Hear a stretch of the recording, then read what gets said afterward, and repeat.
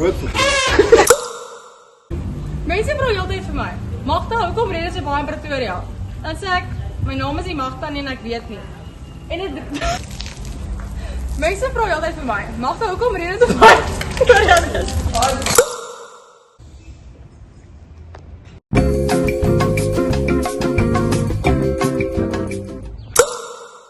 Gebruik jy Google Form link om jou span van 3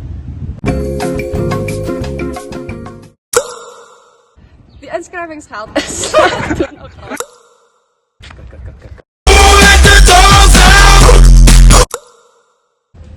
join ons vir Okay, let's go. Okay, let's go.